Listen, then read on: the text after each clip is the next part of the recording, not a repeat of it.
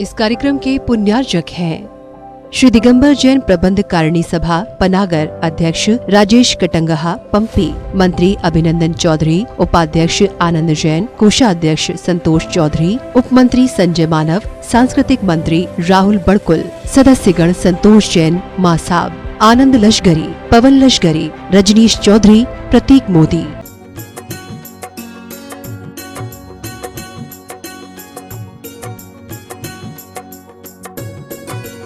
फिर कब तुम ममत तजोगे, मौका मत तजिए ज्ञानी, करुणाधर कही गुरुवाणी। करुणाधर कही गुरु वाणी। छठी ढाल का प्रथम काव्य आपके सामने रखा गया था। जो धर न सके यम भारी, सोहो घर में व्रतधारी, मधुमास मद्य नहीं खावे, वैराग्य भावना भावे। एक मनुष्य का जीवन जब उन्नति की ओर होता है और मनुष्य अपने जीवन को मनुष्यता के साथ सार्थक करता है, तो वह सार्थकता तभी बनती है जब वह बुराइयों से बचे, बुरी चीजों से बचे। जो चीजें सभ्य समाज में नियमित रूप से, वैधानिक रूप से मान्य नहीं होती, उन चीजों को हम किसी भी तरह से अगर अपना विषय बनाते हैं, अपने सेवन में लाते हैं, तो हम एक समाज विरुद्ध कार्य भी कर रहे होते हैं। यह हमेशा ध्यान रखना चाहिए कि जो चीजें गलत हैं वो गलत ही होती हैं और जो चीजें सही हैं वो सही ही होती हैं।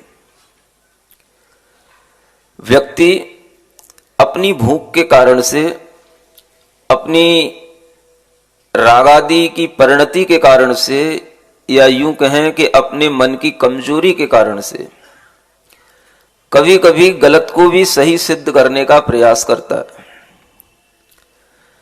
गलत को भी लागू करवाने के लिए कुछ कुतर्क देता है, लेकिन वो कुतर्क ज्यादा चलते नहीं है।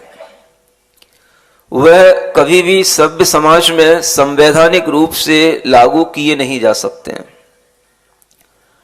और व्यक्ति जब इस तरह के बुराइयों के रास्ते पर इन कुतर्कों के माध्यम से चलने की कोशिश करता है, तो उसके जीवन में बुराइयां ही बढ़ती हैं, उसके जीवन में अज्ञानता ही बढ़ती है, और इसी की फलश्रुति होती है कि वह जीवन में कभी ना कभी पछतावा भी करता है। एक आदमी को अच्छा आदमी बनाए रखने के लिए, एक मनुष्य के अंदर की मनुष्यता बरकरार रखने के लिए 3 विकारों से बचने की आवश्यकता है, 3 मकारों से बचने की आवश्यकता है। इस बात पर कल भी कुछ कहा गया था, आज भी कहने का भाव कर रहा हूं। वो 3 मकार क्या हैं? मद्य, मांस और मधु। इन तीनों में जो सबसे ज्यादा हानिकारक और सबसे ज्यादा नुकसान पहुंचाने वाली चीजें हैं वो मांस और मदिरा है, जिनका चलन समाज में बहुत बढ़ा हुआ है। और ये चीजें आप देखते हो, पहले सभ्य समाज के अंदर ये चीजें नहीं थीं। अगर कभी कभार कोई लोग इनका सेवन किया करते थे तो वो गांवों से, शहरों से दूर, नगरों से दूर इनकी कुछ दुकानें या इनके कुछ अड्डे बने होते थे। धीरे धीरे ये समाज में भ्रष्टाचार बढ़ा, धीरे धीरे समाज के अंदर इन चीजों की मांग बढ़ी, और मांग बढ़ने के कारण से ये चीजें जो पहले नगर के बाहर हुआ करती थीं, गांव के बाहर हुआ करती थीं, वो चीजें धीरे धीरे गांव के अंदर, नगर के अंदर आने लग गई।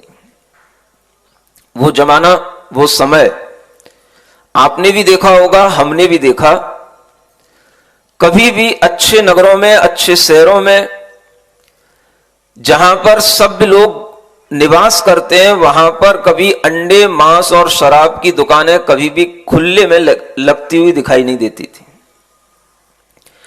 कुछ ये गंदे काम हुआ करते थे तो नगर से दूर, 1 किलोमीटर दूर, 2 किलोमीटर दूर नगर के बाहर ये अड्डे होते थे, चाहे वो मांस की दुकानों के अड्डे हों, चाहे वो शराब की दुकानों के ठेके हों। धीरे धीरे ये सब चीजें नगर में प्रवेश करने लग गई और ये प्रवेश करते करते आम आदमी की दुकानों तक भी ये चीजें पहुंचने लग गई। जो व्यक्ति किराने का व्यापार करते हैं, जो व्यक्ति जो घर में काम आने वाली चीजों का व्यापार करते हैं, उनके लिए भी ये चीजें अपनी दुकान में रखना एक मजबूरी बन गई, क्योंकि जहां डिमांड होती है दुकानदार उन्हीं चीजों को अपने पास में रखने लग जाता है। ये सिद्धांत है। इसी डिमांड को बढ़ाने के लिए कई लोग कई तरह से काम करते हैं और दुनिया में एक बहुत बड़ा फंडा चलता है। व्यापार करने वाले लोगों को फंडा पता होता है कि दुनिया में आप कोई भी चीज लागू कर सकते हो, बस उसकी लत आदमी को लगा दो, आप दुनिया में हर चीज बिकेगी। आप उसकी लत लगा दो बस उसको। और लत लगाने के लिए क्या करना पड़े, जो करना पड़े आप कर लो, लेकिन एक बार अगर आदमी को लत लग जाएगी तो उसकी डिमांड बढ़ेगी, उसकी खपत बढ़ेगी, वो चीजें बिकेंगी, हमारा व्यापार चलेगा। और व्यापारिक कंपनियां इसी फंडे पर काम करती हैं। मांस, अंडा ये अपनी जगह है। आज दुनिया में जो शराब का चलन चल रहा है, ये भी बहुत बड़ा चलन है। हर सभ्य व्यक्ति अपने जीवन में कभी शराब न पी पाए और न पिए और वो बड़ा हो जाए, ये आज के लिए, आज के समय के लिए, आपके बच्चों के लिए एक चैलेंज है। जो बच्चे पढ़ रहे हैं कॉलेजों में, बड़ी बड़ी स्कूलों में या बड़े बड़े शहरों में, और जहां वो अपने हॉस्टलों में पढ़ते हैं, अपने पीजी में रहते हैं, बच्चों के साथ में रह करके पार्टी करते हैं, होटलों में बैठते हैं, उन बच्चों में अगर कभी ऐसा हो जाए कि कोई बच्चा कभी ड्रिंक ना किया हो, तो आज के समय में वो आरती उतारने लायक है। ऐसा जो कल्चर बन रहा है चारों ओर, ऐसा जो माहौल बन रहा है चारों ओर, बच्चा अगर अपने आप में दृढ़ होगा, अपने आप में संकल्पित होगा, तो ही इन चीजों को बुरा समझेगा। नहीं तो अगर वो बाहर पढ़ने गया है तो सब बच्चे उसको बुरा कहेंगे जो ये पीता नहीं है। आपको बता रहा हूं दुनिया में जो हो रहा है, और आप दुनिया के अंदर रह रहे हो, आप अपने बच्चों को बाहर भेजते हो, बच्चे बाहर पहुंचते हैं, लेकिन अगर कोई सभ्य और संस्कारित बच्चे अपने आप में दृढ़ होते हैं तो उन्हें जो परेशानियां उठानी पड़ती हैं वो परेशानियां हमसे आकर के वो शेयर करते हैं। जो बच्चे पीते नहीं हैं, जो बच्चे सब कुछ खाते नहीं हैं, उनके साथ में रहने वाले उनके तमाम जो फ्रेंड्स होते हैं, वे सब उस बच्चे को बहुत उकसाते हैं। किस लिए जिंदगी मिली है? ये मुंह बना के बैठने को जिंदगी मिली है क्या? ये नहीं खाना, वो नहीं खाना, ये जिंदगी जीने के लिए मिली है। जियो, अच्छे ढंग से जियो, जैसे दुनिया जी रही है ऐसे मौज मस्ती के साथ जियो। हमने ये व्रत ले लिया है, हमारा ये संकल्प है, हम ये नहीं खाते हैं, हम ये नहीं पीते हैं, इस तरह के भाव, इस तरह के विचार ये इस उम्र के नहीं है। ये उम्र मौज मस्ती करने के लिए मिली है, ये जीवन जीने के लिए मिला है। अच्छे ढंग से फुल्ली एंजॉयमेंट करना चाहिए, और आपके लिए हमारे साथ आकर के हर चीजें हमारे साथ बैठ करके खाना पीना चाहिए। अगर नहीं है तो ये सब आप जो है ना बैकवर्ड मेंटेलिटी वाले लोग हो, आप समय के साथ नहीं चल रहे हो, आपका अपग्रेडेशन होना चाहिए। ऐसी बातें जब उस बच्चे को सिखाई जाती हैं, बोली जाती हैं, बार बार उसके लिए कमेंट्स किए जाते हैं, तो वो बच्चा कितना सह पाएगा? या तो उसमें दृढ़ता हो वो अपने आप में संकल्पित हो, अपने आप में उन चीजों को बुरा मानता हो और वह बुरा मान करके उसको कभी भी अपने मन से भी नहीं चाहने वाला हो, तो वही बच्चा इन चीजों को बुरा समझ करके उन लोगों को बुरा समझेगा जो उसका पान कर रहे हैं, सेवन कर रहे हैं, और उन बुराइयों से बचने के लिए वह अपने आप को उनकी दोस्ती से भी बचा लेगा, लेकिन वो बुरी आदतों में कभी भी नहीं पड़ेगा। ऐसे भी बच्चे होते हैं, लेकिन वो गिनती के बच्चे होते हैं, वो उंगलियों पे गिनने लायक बच्चे होते हैं। ज्यादातर जो बच्चे हैं वो सब इस माहौल में एडजस्ट करने के लिए, इस माहौल में अपने आप को ढालने के लिए वो गलत काम कर जाते हैं जो उन्हें नहीं करना चाहिए। बाद में पछताते हैं कुछ लोग, और कुछ लोगों को जब वो लत लग जाती है तो फिर वह जिंदगी भर भी उनकी लत नहीं छूटती है। ये तरह तरह के हमें जो कार्य दिखाई दे रहे हैं, ये तरह तरह के हमें जो भाव दिखाई दे रहे हैं, इन सब भावों के पीछे एक ही बड़ी चीज है कि मनुष्यता अगर बनती है तो इन मद्य मांस मधु के त्याग से, इनके सेवन के बचने से बनती है।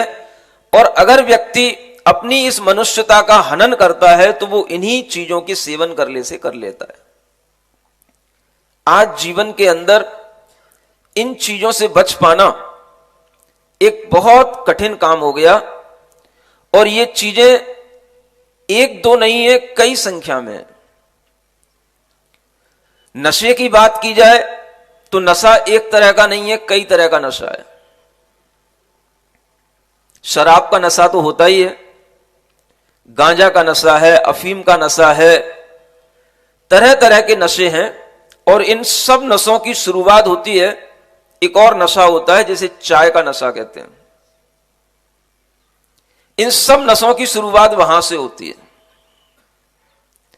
ये चाय एक ऐसी चीज है, आज से 250-200 वर्ष पहले इस चाय को कोई दुनिया में जानता नहीं था। ये चाय एक बहुत अपनी अच्छी हिस्ट्री बना करके रखती है कि ये चाय कहां से शुरू हुई। जब इसकी हिस्ट्री पढ़ते हैं तो बड़ी इंटरेस्टिंग लगती है। चीन का एक राजा था शेनोंग, ईसा से 2737 ईस्वी पूर्व की यह बात बता रहा हूं आपको। उस राजा ने अपने राज्य में, चीन के अंदर, एक नियम बनाया कि हर व्यक्ति उबला हुआ पानी पिएगा, गर्म पानी पिएगा। उसके नियम को सबने फॉलो किया, वो खुद भी करता था। जब भी पानी पीना है तो गर्म पानी पीना। यह नियम सेहत के लिए बहुत अच्छा है। अगर आप लोग इस नियम को अपना सकें तो अपना लेना। आपके लिए बहुत बड़ी बड़ी बीमारियों से बचने के लिए आपको एक सुंदर सीधा सरल सा उपाय मिल जाएगा। मोटापा से बचने के लिए, डायबिटीज से बचने के लिए, और भी अनेक तरह की जो लीवर आदि की बीमारियां होती हैं, अनेक तरह का टॉक्सिक मैटर जो बॉडी के अंदर जमा होता है, वो सब कुछ दूर होता है केवल गर्म पानी पीने से, उबला हुआ पानी पीने से। उस राजा ने अपने राज्य में नियम निकाला, और वह कुछ दिनों के बाद में कहीं जंगलों में सैर करने के लिए गया, घूमने के लिए गया, और वहां पर जाकर के वह कहीं थक करके बैठ गया। उसके लिए पानी उबाला जा रहा था। कुछ पत्तियां उड़कर के उस पानी में गिर पड़ी। उनमें एकदम से कलर आया, कुछ अलग तरह की फ्लेवर आई, और वह पानी जब उस राजा ने पिया तो उसे बड़ा अच्छा लगा। वो पानी, उस पानी को पी करके उसकी थकान भी दूर हुई, तो उसे लगा कि ये कोई अच्छी चीज है। जब पता किया गया तो उसी का नाम था चाय। ये चाय का चलन चीन से शुरू हुआ था, लेकिन दुनिया में चीन के अलावा चाय कहीं नहीं मिलती थी, चाय को कोई नहीं जानता था। 16वीं शताब्दी में पुर्तगाली जो दुनिया में घूमते थे, जो भारत भी आए, अमेरिका भी गए, वो चीन भी गए। जब वो चीन गए तो चीन में उन्होंने देखा कि यहां के लोग एक विशेष प्रकार की चीज पीते हैं, और वो चीज क्या है? तो चाय है। जब उन लोगों को पता पड़ा तो उन्होंने इसका प्रचार किया, और जब ये चीज ब्रिटेन में पहुंची, अंग्रेजों के पास पहुंची, तो इसका प्रचार बहुत बढ़ गया। जब प्रचार बढ़ गया तो डिमांड बढ़ गई। डिमांड बढ़ गई तो अब इसे कहीं ना कहीं से इसके लिए साधन बनाने पड़ेंगे कि ये कहां मिले। तो जब इसकी डिमांड बढ़ गई तो उस समय पर ये जो ईस्ट इंडिया कंपनी जो चला करती थी, ये जो अंग्रेजों के माध्यम से इसका प्रचार हुआ था, तो उस कंपनी के लिए ये बात आई कि ये कंपनी इस डिमांड को पूरा करे। लेकिन इन चीजों पर प्रतिबंध था, खपत सीमित थी, और जब इसकी डिमांड बढ़ी तो ईस्ट इंडिया कंपनी के समक्ष ये दिक्कत आ गई कि हम लोगों के लिए इसको कैसे पूर्ति कराएं, कैसे इनके लिए आपूर्ति का साधन बनाएं। तो ये कंपनियां अपने आप में बहुत बड़ी चालाक कंपनियां कहलाती थी।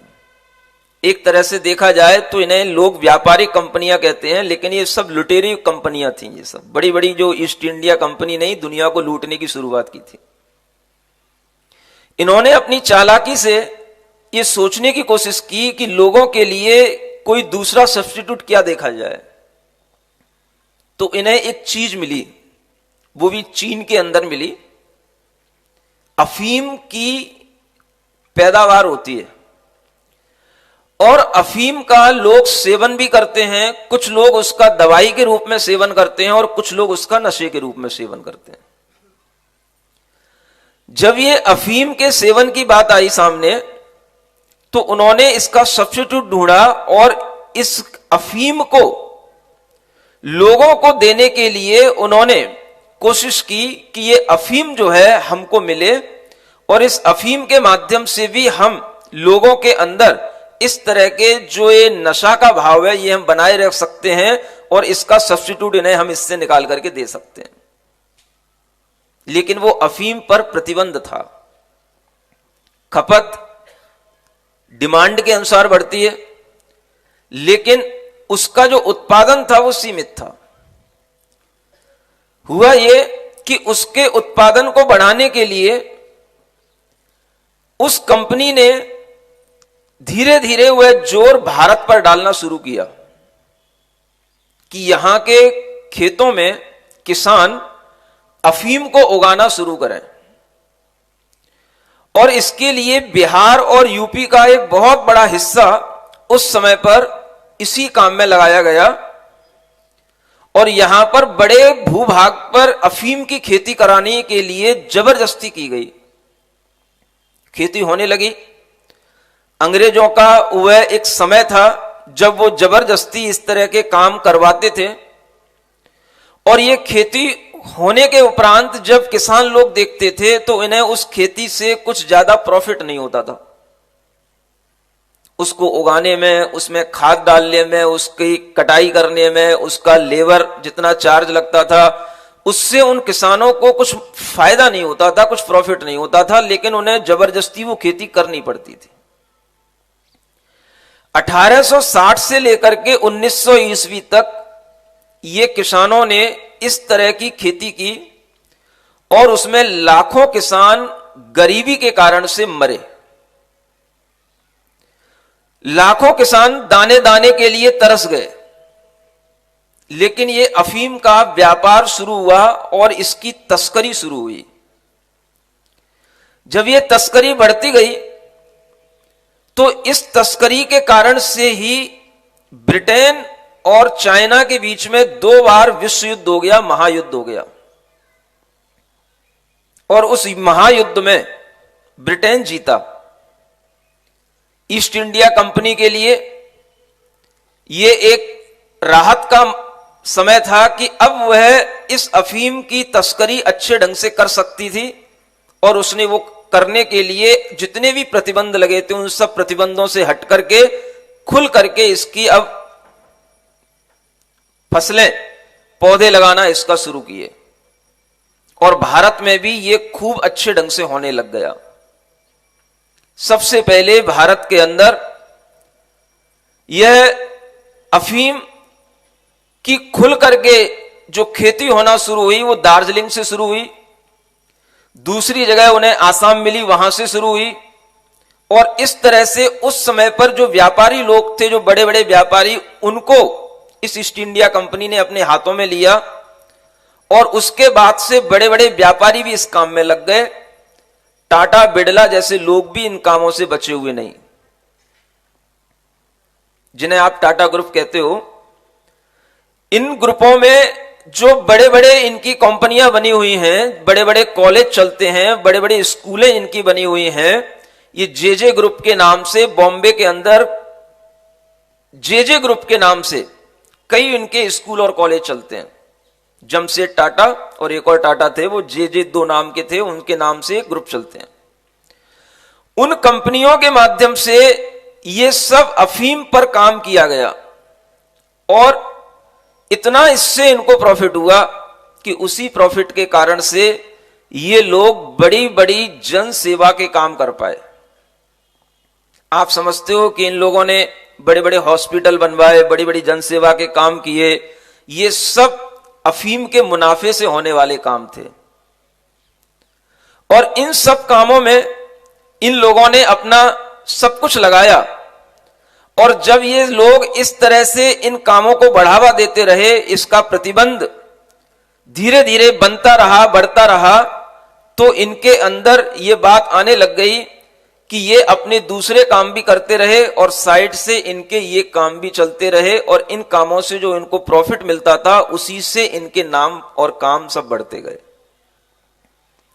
भारत में यह प्रचलन धीरे धीरे बढ़ गया और इतना बढ़ गया कि अफीम की खेती, गांजा की खेती, ये सब चीजें शुरू हो गई और ये सब चीजें प्रतिबंधित हैं, लेकिन फिर भी प्रतिबंधित होते हुए भी इन सब चीजों की खेती होती है और ये सब तस्करी कहलाती है। लीगल नहीं है कुछ भी, ये सब कुछ तस्करी की तरह चलता है। चीज शुरू हुई थी एक चाय के शौक से और वो बदल गई ये अफीम की तस्करी में। चाय का अपना इतिहास है, चाय के नशे के कारण से उसका दूसरा जब ये रूप सामने आया तो आज लोग चाय तो शौक से पीते हैं, लेकिन अफीम, गांजा ये भी छुप छुप करके किसी ना किसी तरह से इनका भी सेवन करने की आदतें डाल करके रखते हैं और पीना चाहते हैं। जितने भी तरह के ये नशे होते हैं, ये नशे सरकारें सब प्रतिबंध करती हैं इन पर, लेकिन इनके प्रतिबंधित होने पर भी इनकी खपत इतनी रहती है, डिमांड इतनी रहती है कि सरकारें मजबूर हैं और तस्कर लोग इसकी तस्करी करके इन चीजों को उन उपभोक्ताओं तक पहुंचाते हैं जहां उनकी जरूरत है और इसी कारण से बड़े बड़े व्यापार चलते हैं और इन व्यापारों के माध्यम से ये नशाखोरी बनी रहती है, ये कम नहीं होती है।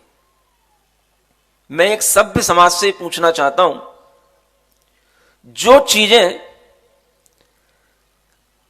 खुलकर के खाने पीने योग्य हो वो चीजें अच्छी होती हैं कि जो चीजें राज्य विरुद्ध, देश विरुद्ध हो, जिन पर प्रतिबंध लगे हुए हो, उन्हें हम चोरी छुपे खाएं पिएं, वो चीजें अच्छी होती हैं। जो व्यक्ति इस स्वतंत्र देश में रह रहा है उसे विचार करना चाहिए कि हम अपने देश की स्वतंत्रता को बनाए रखने के लिए अगर हम इस तरह का विचार रखें कि हमें वही उन्हीं चीजों का खान पान करना है जो चीजें हमारे लिए स्वतंत्रता से मिलती हैं, सब जगह बिना किसी प्रतिबंध के उपलब्ध होती हैं, तो वो चीजें ही खाने पीने योग्य होती हैं। और बाकी चीजों पर जिन पर प्रतिबंध लगा हुआ है, कई जगहों पर जिन्हें रोक लगा करके मना किया जाता है कि यहां पर इन चीजों का सेवन नहीं होगा, मतलब कि वो चीजें गलत हैं। एक सामान्य कॉमन सेंस से आदमी अगर सोचे, जो अपने आप को पढ़ा लिखा कहते हैं, अपने आप को बहुत मैच्योर कहते हैं, एजुकेटेड कहते हैं, सिविलाइज्ड कहते हैं, वो अगर एक बार अपने आप को कॉमन सेंस से इस बात पर विचार करें,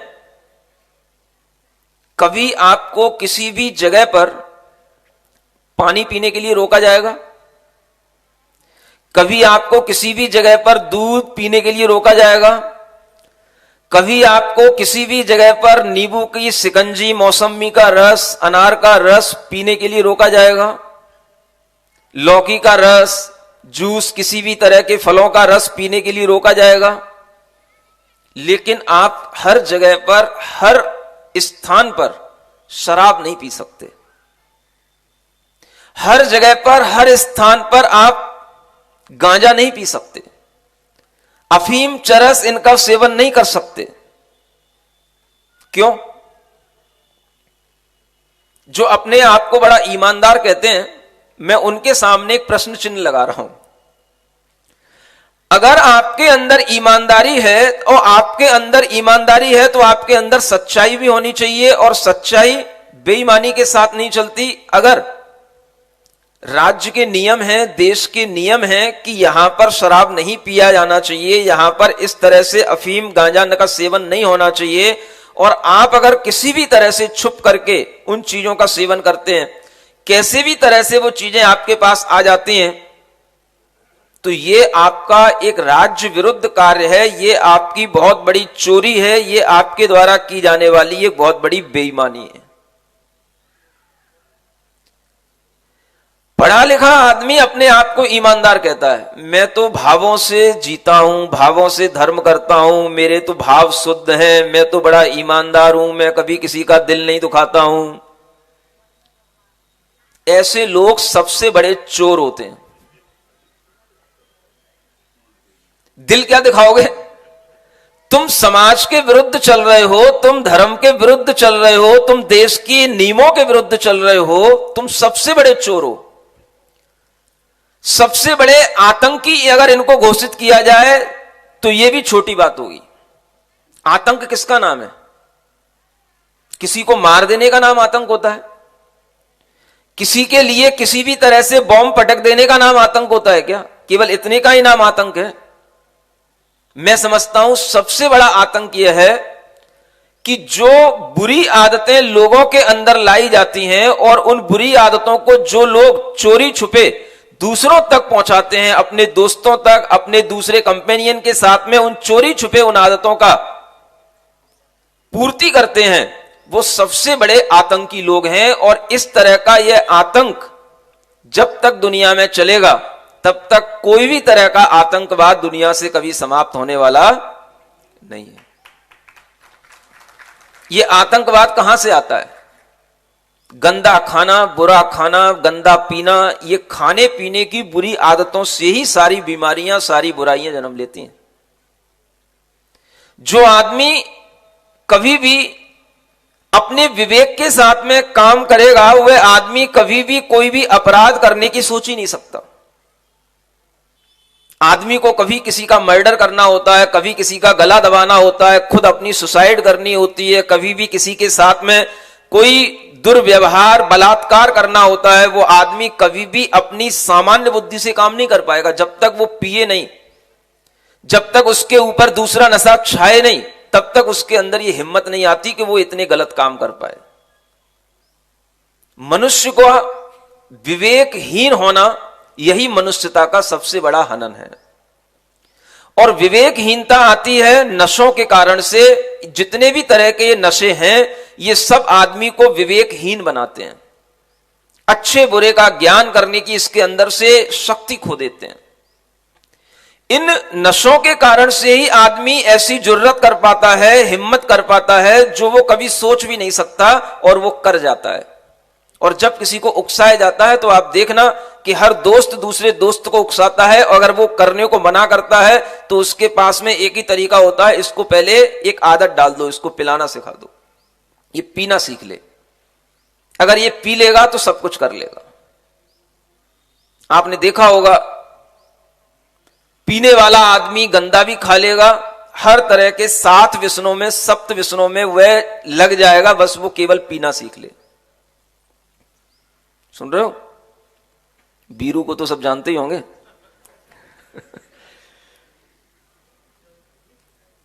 नहीं समझ में आया?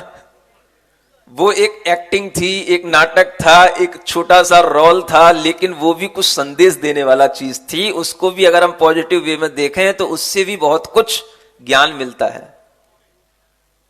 क्या ज्ञान मिलता है उससे?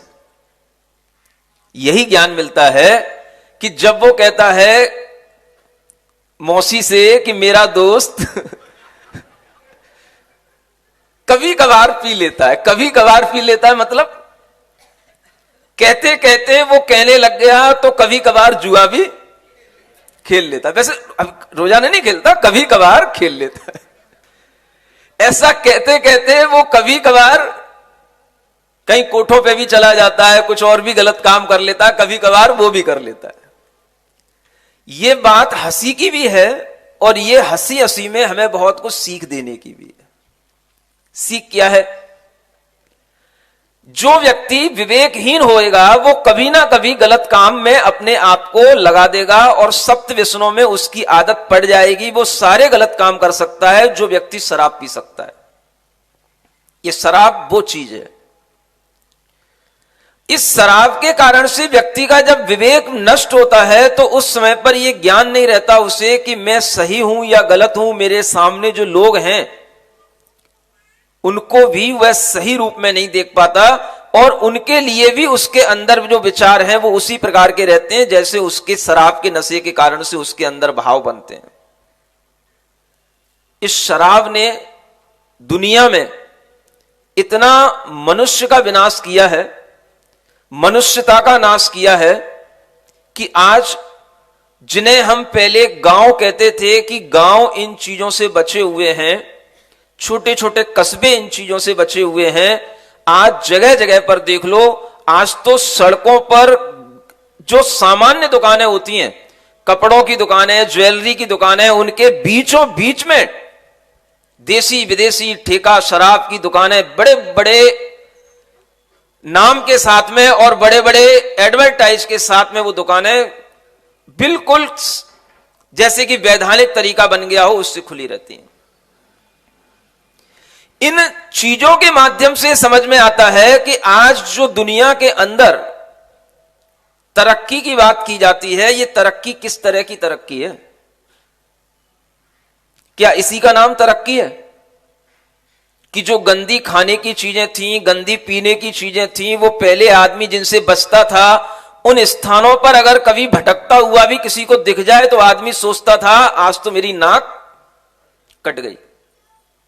अगर कहीं उन ठेकों के आसपास कहीं आदमी, कोई सभ्य आदमी कहीं भटकता हुआ भी दिख जाए और किसी दूसरे आदमी ने देख लिया तो सोचता था अब तो मेरी समाज में नाक कट गई।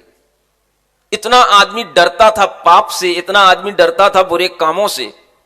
और आज घर बैठे आपको मिलेगा, आपको किसी ठेके पे भी जाने की जरूरत नहीं है। Online service everywhere is available. ये ऑनलाइन सर्विस ने हर चीजें आपको प्रोवाइड करने की ठान रखी है। हर चीज बस आप ऑर्डर दो, आपको पता ही नहीं पड़ेगा, पड़ोसी को पता नहीं पड़ेगा, कोई सी चीजें आपके पास आ रही हैं, सब चीजें आपके घर बैठे आपके पास पहुंच रही हैं। बस आप पैसा निकालो, पैसा दो, बस जितना चाहिए उतना दो। जब आदमी के लिए इस तरह की सुविधाएं मिलने लग जाएंगी और इस तरह का जब आदमी अपने आप में विवेक से, सम्यक ज्ञान से भ्रष्ट होने लगेगा तो वो आदमी कभी भी धर्म के काबिल नहीं रह सकेगा। आचार्यों ने कहा जिन धर्म देशनाया पात्रम भवति। कौन पात्र होता है जिन धर्म की देशना सुनने का? तो जो सप्त व्यसनों से दूर होता है, अष्ट मूल गुणों का पालन करने वाला होता है, वही व्यक्ति जिन धर्म की देशना सुनने का पात्र होता है। यह पुरुषार्थ सिद्धि उपाय में आचार्य अमृतचंद जी महाराज ने कहा। अब आप सोचो, जिन धर्म को सुनने के लिए कोई भी सामने आकर के बैठ सकता है लेकिन उसकी पात्रता नहीं है, जिस व्यक्ति की पात्रता धर्म को दूर से सुनने की नहीं है, उस व्यक्ति की पात्रता मंदिर में भगवान को छूने की कैसे हो सकती है? यह विचार करने की बात। वो मंदिर में भगवान का अभिषेक करने की पात्रता कैसे ला सकता है? वो मंदिर में भगवान को कैसे अपने हाथों से छू सकता है और उनका गंधोदक ले सकता है, जब उसको दूर से जिन धर्म सुनने की पात्रता नहीं है, तो वह मंदिर में भगवान की शांति धारा करने का और अभिषेक करने का वह पात्र कैसे बन सकता है? सौधर्म इंद्र बनना तो और बड़ी बात है, लेकिन सब चीजें धड़ल्ले से समाज के अंदर कौन किसकी बुराई करे, कौन किसके बारे में कहे, कौन किससे बुराई मोल ले, कौन किसका बुरा बने, महाराज सब जान रहा है एक आदमी दूसरे आदमी के बारे में, लेकिन कह नहीं रहा कुछ भी। समाजों की ये व्यवस्थाएं हो चुकी हैं। कौन कहे, जिसकी कहे उसी से दुश्मनी मोल ले। अगर कहीं वो आदमी थोड़ा सा कुछ अपनी कुब्बत रखता है समाज के अंदर, या कुछ उसके अपने कुछ राजनीतिक उसके कुछ अपने टर्म्स बने हुए हैं, वो आदमी कुछ दबंगई रखता है अगर समाज के अंदर, तब तो कोई आदमी उससे बैर लेना ही नहीं चाहेगा। कई लोग ऐसे हैं जिनके नियम हैं समाज में प्रतिदिन पीने के। समझ आ रहा है? हाँ, आपकी समाज में ना हो, मैंने बहुत दुनिया की समाजें देखी हैं, दिल्ली तक का पानी पी करके आया हूं देख करके आया हूं। रोजाना ड्रिंकिंग करने का नियम है। शाम को 7:30 बजे उस आदमी को अगर 7:30 के बाद में अगर कोई उससे मिलने जाएगा तो नशे में ही मिलेगा वो, और समाज के अध्यक्ष बने बैठे हैं। ऐसे ऐसे लोग हैं दुनिया के अंदर जिन्हें किसी भी तरह से रोका नहीं जा सकता, कुछ नहीं किया जा सकता, समाज का कोई व्यक्ति जिनके लिए कुछ नहीं कह सकता, लेकिन हर व्यक्ति के अंदर यह भाव रहता है कि अगर यही व्यक्ति समाज के सिरमौर हो रहे हैं, यही व्यक्ति अगर समाज में आगे आ रहे हैं, तो फिर यह समाज को चलाएंगे कैसे? इनके अंडर में समाज रहेगी कैसे? समाज इनकी बात मानेगी कैसे?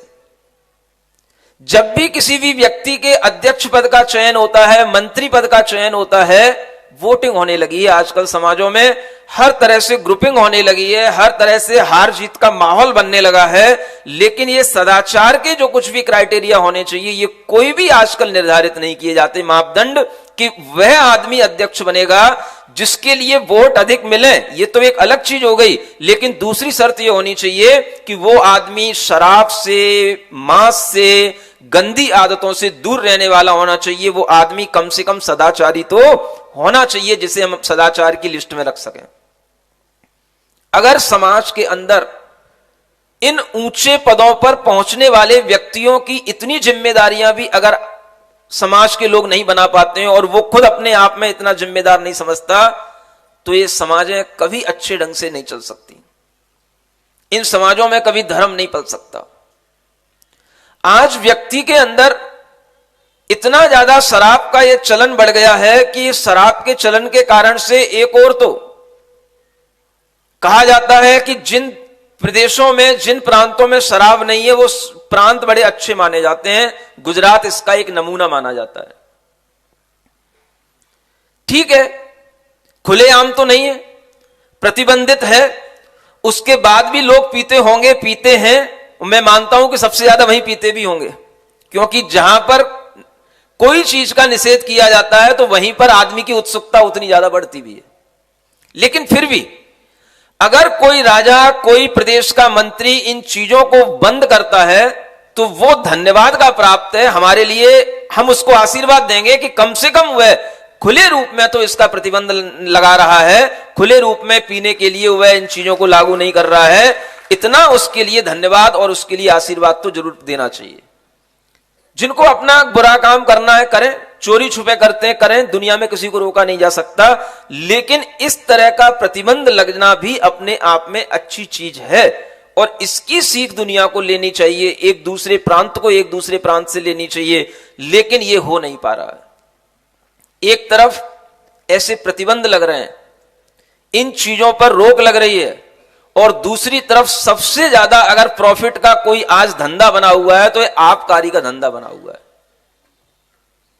कोरोना में दुनिया के व्यापार कम हुए, लेकिन सबसे ज्यादा अगर कोई बढ़ने वाला व्यापार है और सबसे ज्यादा अगर सरकारों को अगर कोई लाभ मिलने वाला है, इससे रेवेन्यू से सबसे ज्यादा लाभ मिलने वाला है, तो उसका एक ही मात्र ये लाइन है, आबकारी विभाग। एक तरफ आप ये देखो, हम लोगों के लिए क्या दे रहे हैं।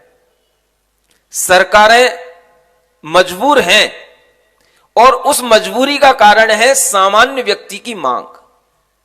अगर हर व्यक्ति अपने आप को सुधारे, अपने आप में अपने मन को मजबूत बनाए, तो इन नशों से बचा जा सकता है। मन जिसका मजबूत होगा, मन जिसका सेल्फ कॉन्फिडेंस के साथ में बिल्कुल डिटरमाइंड होगा, वही व्यक्ति इन नशों से आज अपने आप को बचा सकता है। अन्यथा दुनिया में हर जगह पर ऐसा एनवायरनमेंट है कि किसी भी जगह पर आप पहुंच जाओ, छोटे से छोटे गांव में, आज तो ऐसा लगता है कि बड़े शहरों से ज्यादा छोटे गांवों में ज्यादा ये सब नशाखोरी होने लग गई। किसी भी गांव में जाता हूं, वहां का हालत देखता हूं, पूछता हूं, तो सबसे ज्यादा नशाखोरी करने वाले हर व्यक्ति मिलता है वहां पर। इतनी उनके लिए वह सुविधाजनक तरीके से ये चीजें मिलने लग गई हैं, और इसके कारण से घर में सब लोग परेशान रहते हैं। कितनी बार सुना गया, गांव की महिलाओं ने सबने मिलकर के इन शराब की दुकानों को ढकेला, बंद करवाया, तब जाकर के वह अपने घरों में अपने पतियों के लिए शराब पीने से रोक पाती हैं।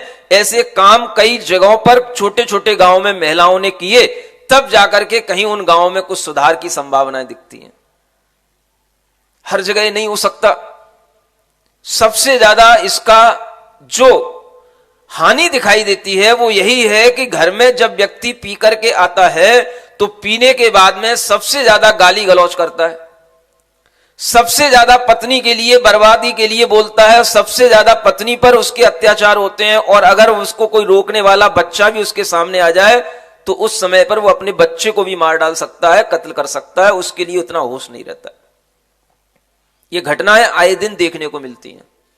इसलिए हमेशा भारतीय संस्कृति के अंदर यह कहा गया कि शराब हमेशा आपको विवेकहीन बनाती है, बुद्धिहीन बनाती है। अगर आपका विवेक का स्तर गिर रहा है, तो आप मनुष्यता से गिर रहे हैं, आप पशुता की ओर आ रहे हैं। और अगर आपका विवेक स्तर बढ़ेगा, तो आप मनुष्यता से दैवत्व की ओर जाएंगे। तो आप इन चीजों को कभी भी हाथ नहीं लगाएंगे, इनके बारे में कभी सोचेंगे नहीं। हर मनुष्य विचार करे कि वो किधर जा रहा है, भीतर से कहां जा रहा है। दुनिया में तुम्हें कोई देख पा रहा हो या नहीं देख पा रहा हो, इससे कोई मतलब नहीं है। हर मनुष्य को अपने गलेबान में झांक करके देखना है कि मेरी मनुष्यता पशुता की ओर जा रही है या मैं दैवत्व की ओर जा रहा हूं। नर से नारायण बनने के लिए जन्म मिला था, लेकिन हम कंस बनते चले जा रहे हैं। यह मनुष्य का जीवन जिसके लिए मिला था, वह विवेक बढ़ाने के लिए था। लेकिन जब यह विवेकहीनता बढ़ेगी, तो दुष्चरित्र बढ़ेंगे, दुष्कर्म बढ़ेंगे, और इसी के माध्यम से आज समाज में सबसे ज्यादा पाप बढ़ रहा है। हर व्यक्ति को इस आतंक को रोकने की जिम्मेदारी खुद लेनी चाहिए। अपने आप में दृढ़ संकल्पित होना चाहिए, अपने मन को इतना सबल बनाना चाहिए कि किन्हीं भी परिस्थितियों में हम इन चीजों का सेवन नहीं करेंगे। आज की एडवर्टाइज, आज की फिल्में, जब युवतियां भी अच्छे ढंग से स्मोकिंग करते हुए और ये वाइन पीती हुई दिखाई देती हैं, तो सब फिल्में देखने वाली बेटियों के मन में भी ये भाव आता है, जिंदगी तो इसी का नाम है। भाव तो आएगा ही, जैसी चीजें देखोगे वैसे विचार आएंगे। और जब इस विचार के साथ में आपका कुछ भाव चलेगा, तो कभी ना कभी अगर उसकी पूर्ति का आपको माहौल मिलेगा, तो फिर मन बन जाएगा। थोड़ा देख तो ले, ज्यादा नहीं तो एक ढक्कन ही सही, आधा ही गिलास सही, एक पैक सही। यह विचार जो बनता है, यह कहां से बनता है? एक बार आपको वो भाव आ गया, वो भाव आपने कैच कर लिया। कहां से कर लिया? तो जो आज की ये फिल्में चल रही हैं, इन फिल्मों में इन्हीं सब चीजों का बहुत अच्छे ढंग से एडवर्टाइज किया जाता है। और जब इस तरह की भाव जब बेटियों के अंदर आ जाते हैं, तो बेटियां भी इन चीजों से बच नहीं पाती हैं। आज बेटियां भी स्मोकिंग करने में अपनी शान समझती हैं। हम पुरुष के समान हैं, समानता का अधिकार जीने का अगर हमें आज मौका मिला है तो उसका सबसे बड़ा काम क्या है? शान से स्मोकिंग करो, शान से ड्रिंकिंग करो, यही जो है हमारे जीवन की सबसे बड़ी उपलब्धि है। ये बन गया है, एक तरीका बन गया है, ट्रेंड बन गया है, ये सब होस्टलों में फैशन बनती जा रही है। जब व्यक्ति के अंदर इस तरह से शराब पीने की बात आती है तो आपको यह भी समझना कि ये शराबें बनने में कितनी हिंसा होती है और इन शराबों में कितने कितने जीवों की हानियां होती हैं, तब जाकर के शराबें बनती हैं। दो तरह की शराबें होती हैं, एक जौ की शराब बनती है, एक अंगूर की शराब बनती है, महुए की भी बनती है। जो ये जौ की शराब बनती है, उस शराब के अंदर उसकी सफाई करने के लिए, उसको शुद्ध करने के लिए मछली के तेल का उपयोग किया जाता है और मछली जिन पैरों के लिए जिनसे चलती है, जिसके कारण से वो तैरती है, उन चीजों को निकाल करके, खींच करके उससे जो है उसकी सफाई की जाती है। इसको आइस इन ग्लास बोलते हैं। ये किसी भी शराब कंपनी वाले से पूछ लेना। जो ये अंगूरों की शराब बनती है, ये महुआ की शराब बनती है, कोई भी ये देसी शराबें बन करके आती हैं, इनमें बैल का रक्त मिलाया जाता है, जिलेटिन से सफाई की जाती है, अंडे की एल्ब्यूमिन की यूज किया जाता है, अंडे की सफेदी जो होती है उसका भी यूज किया जाता है, और इन सब गंदी चीजों से यूज करके वह शराब तैयार होती है। क्योंकि शराब को पहले तो मादक बनाने के लिए बहुत सड़ाया जाता है, और इतना सड़ाया जाता है कि अगर उसकी गंध आप सूंघ लो तो उसी समय पर आप मूर्छित हो जाओ। लेकिन फिर उसको धीरे धीरे सड़ाने के बाद में प्योरीफाई किया जाता है, और उस प्योरीफाई के प्रोसेस में इन सब चीजों का यूज किया जाता है जो जानवरों के एब्स्ट्रैक्ट होते हैं। ये जानवरों से बनने वाली चीजें होती हैं। इन सब चीजों का यूज करके वो शराब आपके सामने बोतल में पैक होकर के आती है, और तब आपको ये कभी नहीं लगता कि इन चीजों के अंदर कितने जीवों की हत्या हो चुकी, कितने जीव मर चुके, कितने जीवों की हाय इसके अंदर लगी हुई है। और उसको पीकर के आदमी थोड़ी देर के लिए ये अपनी बुद्धि को जो भ्रम में डाल देता है, भुला देता है, सोचता है कि मैं पीता हूं गम भुलाने को। ये और सिखाया जाता है। आज तक किसी ने अपना गम भुला पाया पी करके? जो इस तरह के गाना गाने वाले हैं, फिल्में बनाने वाले हैं, ये लोग भी अपनी रियल लाइफ में कभी शराब नहीं पिए। भले ही ये अमिताभ बच्चन का गाना हो, लेकिन उनकी रियल लाइफ में जाकर के देख लेना, उसने कभी शराब नहीं पी। पूछ लेना उससे जाकर के। दुनिया को जब भी कभी बेवकूफ बनाना होता है तो इसी तरह से बनाया जाता है। हमें अपनी चीजों को बेचना है, चाहे वो हमारी अपनी एक्टिंग हो, हमें उसको बेचना है, हमारी अपनी कोई भी फिल्म हो, हमें उसको बेचना है, हमारा अपना प्रोडक्ट है, हमें उसको बेचना है। उसको बेचने के लिए तरीके अपनाए जाते हैं और भोले लोग इन तरीकों में फंस जाते हैं। रियल लाइफ में कोई इन तरीकों से नहीं जी रहा है। पूछना अमिताभ बच्चन से जाकर के, जब उसके जीवन में एक बहुत बड़ा एक क्राइसिस का टाइम आया था, जब उसकी सारी आर्थिक जो भी उसकी संपदाएं थी सब बिक गई थी, उसकी कंपनियां बिक गई थी, कर्जे में डूबा हुआ था। पूछना उस समय पर इसने कितनी पी थी। जो एक गाना सुनाया जाता है, लेकिन भोले लोग रियलिटी से बेखबर रहते हैं। हमेशा आदमी के अंदर जो कुछ भी बताया जाता है वो उसकी रियल लाइफ से उसका कोई लेना देना नहीं होता। लेकिन जो एक ना समझ इंसान होता है, भोला भाला इंसान होता है, वह उन्हीं चीजों को सत्य मान लेता है। और मैंने कई बार लोगों से पूछा है, देखा है, सुना है, लोग कहते हैं महाराज रात में नींद नहीं आती, व्यापार इतना डाउन हो गया है, चिंता के मारे मरा जा रहा हूं, घर में बेटे बेटियां हैं, शादी करना है, पढ़ाई करना है, महाराज नींद नहीं आती, क्या करें, इसलिए मुझे पीनी पड़ती है। दिमाग इतना ज्यादा उन्हीं चिंताओं में घूम रहा है कि मुझे डिप्रेशन होने लगा है, इसलिए मुझे पीनी पड़ती है।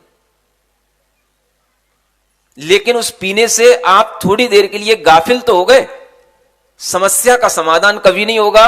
और पीने के बाद भी आपकी अगर स्मरण शक्ति बनी हुई है तो आपकी स्मरण शक्ति उसमें काम करती रहेगी।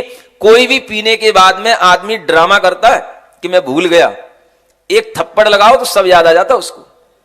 हाँ, उसी के घर में अगर उसी की पत्नी सामने डंडा लेकर के खड़ी हो जाए तो सब उतर जाती उसकी। हाँ, जितना वो सामने आकर के नाटक करता है।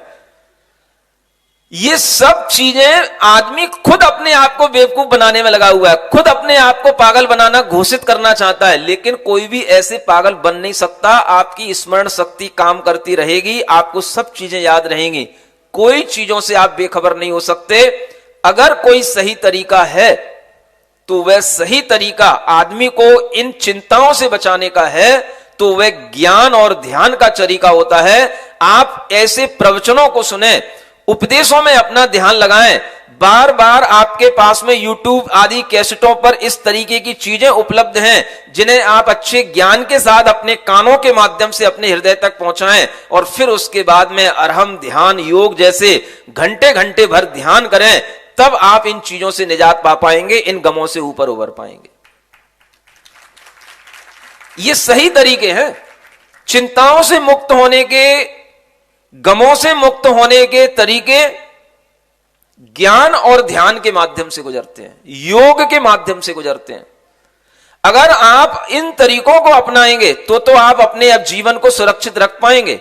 योग के माध्यम से, ध्यान के माध्यम से, ज्ञान के माध्यम से, सत्संगति के माध्यम से, महापुरुषों के चरित्र सुनने के माध्यम से जो आपके अंदर साहस आएगा, जो आप चिंता से मुक्त होंगे, वो आपकी भीतर से उस समय पर उसका उपचार होगा। बाकी के ये सारे उपचार आपके कोई काम के नहीं है, ये सिर्फ अपने को भुलावे में डालने की बातें हैं। इन चीजों से कभी आदमी को किसी भी समस्या का कोई समाधान मिला नहीं है। आदमी को सोचना चाहिए कि हम इन गलत चीजों के माध्यम से अपने जीवन को क्यों बर्बाद करें, लेकिन इन गलत चीजों की किसी भी तरह से तस्करी बढ़ रही है, डिमांड बढ़ रही है। रोजाना पेपरों में देखने को आपको मिल सकता है। कल ही मैंने एक न्यूज पढ़ी, 18 लाख की अफीम पकड़ी गई। समझ आ रहा है? मैं तो उस समय पर दंग रह गया जब मैं बिहार करते हुए इधर इलाहाबाद से सतना की तरफ आ रहा था तो रास्ते में एक चित्रकूट पड़ता है।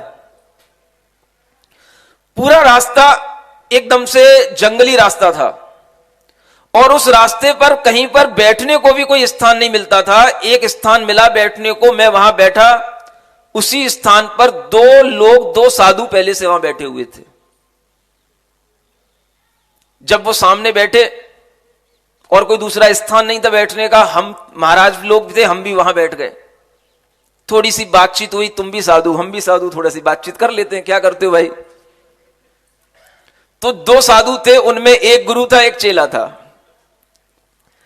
चेले ने कहा, महाराज मैं इनके साथ रहता हूं, बगल में कोई थोड़ी सी दूरी पर एक मंदिर था, वहां से वो लोग आ रहे थे, थोड़ी देर वहां बैठ लिए। हमने उनसे पूछा, भाई आप साधु हो, ये बात तो अच्छी है, गंदा खाते पीते तो नहीं हो? वो तो अपनी पूछने की आदत ही है। जब अपन ने उनसे पूछ लिया गंदे का मतलब क्या,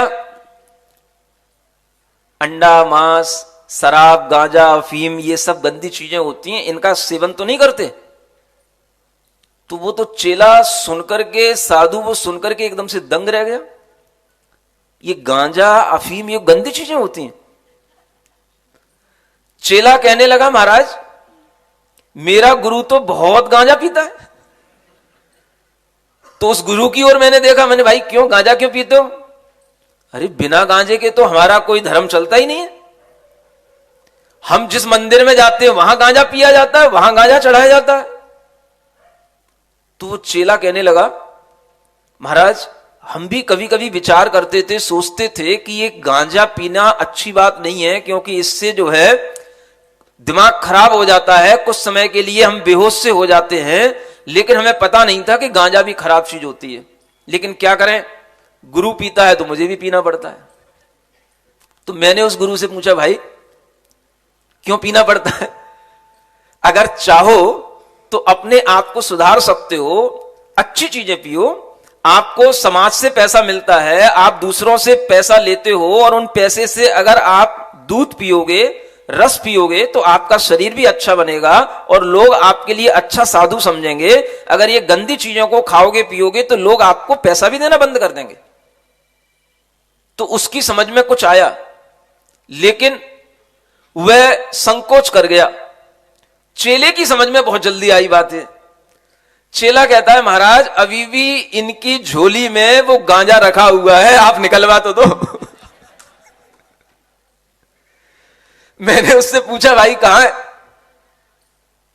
तो वो कहने लगा, नहीं नहीं महाराज, बहुत कॉस्टली होता है। अरे भाई कितना कॉस्टली? तो मैंने कहा, देख अगर तू त्याग करना चाहता है तो मैं तुझे इसके बराबर पैसा दिलवाऊंगा, लेकिन कभी भी तू इस गांजे को पीना नहीं। आज से गांजे का त्याग कर दे। तो चेला तो तैयार हो गया, गुरु समझाने लगा। उसको भी समझाया, समझाते समझाते बात यहां तक पहुंच गई। उसके मन में आया, ठीक है महाराज, हम इस गांजे का त्याग कर देते हैं, आप कहते हो तो अब हम कभी भी गांजा नहीं पिएंगे। चेला और गुरु दोनों ने बात मान ली। अब मैंने कहा, जो गांजा रखा हुआ है इसका क्या करना है? अगर तूने त्याग कर दिया तो अब इसका सेवन तो करना नहीं, चल छोड़ दे, इसको दे दे, फेंक दे इसको। कहने लगा, महाराज 2000 रुपए का है। मैंने उससे कहा, जो अपने साथ में आदमी चल रहे थे, मैंने, भाई इसको 2000 रुपए दे, इसका गांजा ले जा, कहीं दूसरी जगह जाकर के इसको डंप कराना।